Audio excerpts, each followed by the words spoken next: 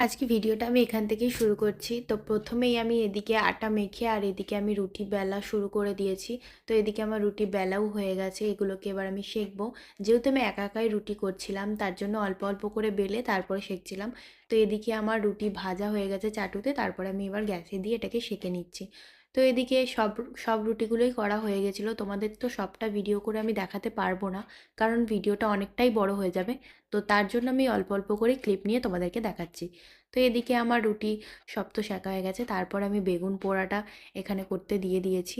দুটো বেগুন আমি আগেই পুড়িয়ে নিয়েছিলাম, তার কারণ গ্যাসে তো ছোট জায়গা, তো সেই জন্য গ্যাসে তো হবে না, তার জন্য আমি দুটো আগে পুড়িয়ে নিয়েছিলাম আর দুটো আমি এই পরে পোড়াচ্ছি। তার সাথে আমি দুটো টমেটো অ্যাড করেছি, তোমরা চাইলে অ্যাড করতে পারো, নাও করতে পারো। আমি বলবো টমেটো অ্যাড করে খেয়ে দেখো, ভীষণ টেস্টি হয়। বেগুনগুলোর ভেতরে কিন্তু আমি রসুনও দিয়েছি, তোমরা চাইলে অ্যাড করতে পারো, নাও করতে পারো। রসুন দিলেও খুব ভালো একটা টেস্ট হয়। তো আমার এদিকে প্রায় বেগুন পোড়া হয়ে গেছে। বেগুনগুলো কিন্তু আমি ফার্স্টেই ধুয়ে নিয়ে তারপরে গায়ে তেল মাখিয়ে তারপরে এদেরকে পোড়াতে শুরু করেছি। আমার এই বেগুন পোড়া রেসিপিটা তোমাদের কার কার ভালো লেগেছে আমাকে প্লিজ তোমরা কমেন্ট করে জানাবে। আমি অবশ্যই তোমাদের কমেন্টে রিপ্লাই করব। তোমরা প্লিজ আমাকে কমেন্ট করে জানিও যে এই বেগুন পোড়া রেসিপিটা তোমাদের কেমন লেগেছে। তো এদিকে তো আমার বেগুন পোড়ানো হয়ে গেছে, আমি খোলা সব ছাড়িয়ে নিয়েছি।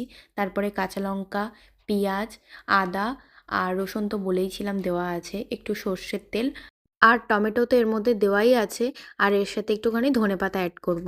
তো এদিকে আমার প্রায় সব কিছু হয়ে গেছে, আর এদিকে আমি একটু লঙ্কা পুড়িয়ে নিচ্ছি, শুকনো লঙ্কা।